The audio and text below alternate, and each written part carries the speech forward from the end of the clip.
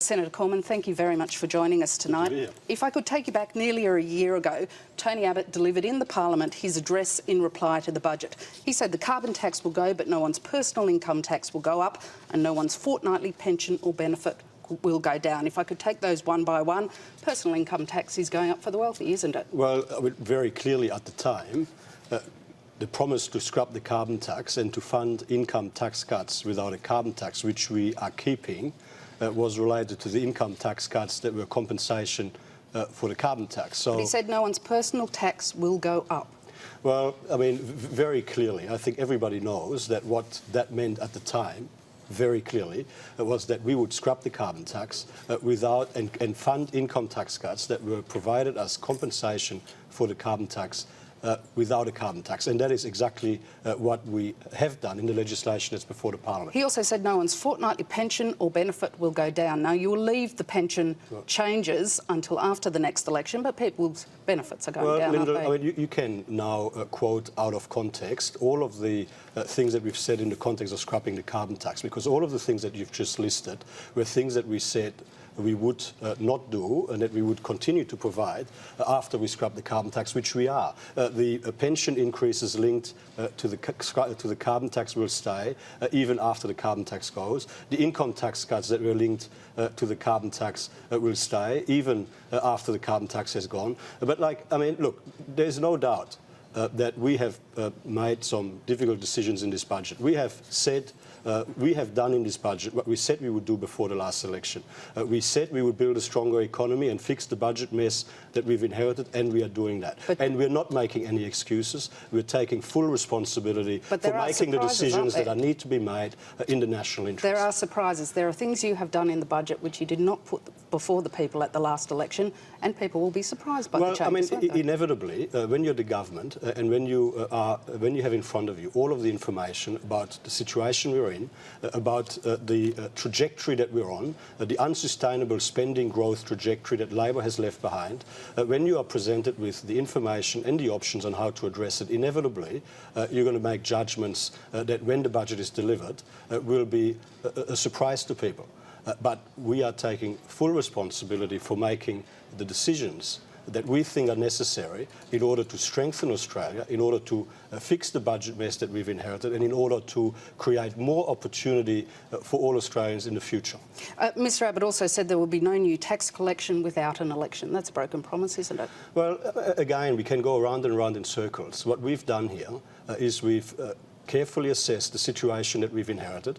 We have assessed all of the options on how best to address it. And in our judgment, in order to spread the effort to repair the budget as fairly and as equitably as possible, there is a need for a temporary increase, effective increase in the top marginal tax rate by 2%, which is targeted at high-income earners and which is time-limited. Now, you and the Treasurer have been saying before that the most fundamental promise was the one to fix the budget. But Tony Abbott told the election launch the worst deficit is not the budget deficit, but the trust deficit. Have you breached the trust faith with the electorate? Well, we don't believe so, but at the end of the day, we're not commentators. We are elected to do a job, and every 3 years the Australian people get to pass judgment on whether they trust that we have done the job to the best of our ability, whether they trust that we have made decisions fairly and that we've made decisions which strengthen Australia. And we are obviously, now that we've put our plan before the Australian people, we are looking forward to engaging with them over the next few weeks and months, and indeed in the lead up to the next election, about explaining what it is that we've done and why we think it is in the national interest to make those judgments. You've made effective cuts to growth in education and hospital funding. You're shrinking the growth in those payments. There's no compulsion on the states and territories, is there, to make up that gap caused by the changes in indexation? This is old-fashioned cost shifting, isn't it? Well, not at all. I mean, the spending growth trajectory that Labor left behind was unaffordable. It was unsustainable.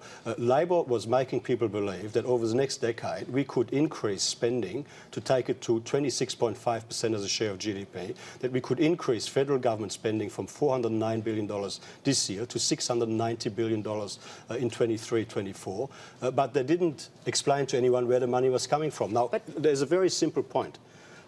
The longer we run deficits, the longer we run fund consumption by borrowing money, the more we force our children and grandchildren to pay the price for our consumption today with interest, reducing their opportunity. And what we're doing today is we're improving the opportunity for our children and grandchildren by making sure that today's generation takes responsibility for our own consumption. Aren't you asking the states to make up the difference when arguably the states' budgets are in a structurally worse position? Isn't this a way of getting the states to start the conversation about changing the GST to bring in more revenue? Well, what we're doing is putting the spending growth trajectory of the Commonwealth on a more sustainable footing. We have put a stop to Labor's unbelievable and unsustainable spending growth trajectory.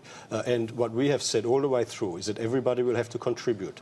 Families, individuals, higher income earners, the states and the territories, local government, everybody across Australia has to contribute to fix the budget mess that the Labor Party has left behind. One question about health. There'll be co-payments for GPs and medicines and tests to pay for medical research. What's the benefit of that if people can't afford to see a GP to get the benefit of the increased medical research? Well, we are very confident that we've struck the right balance. Our objective was to ensure that our world-class health system here in Australia continues to be sustainable into the future. We want to ensure that all Australians can have affordable access to high-quality healthcare, and we want to ensure that there is an investment in future high-quality medical care through this Medical Research Future Fund, which will be the biggest medical research fund in the world. It's a very exciting development. It will mean that Australians will contribute to higher quality healthcare in the future in a very meaningful way. And we'll have to leave it there. Matthias Cormann, thank you very much for your time. Always good to talk to you.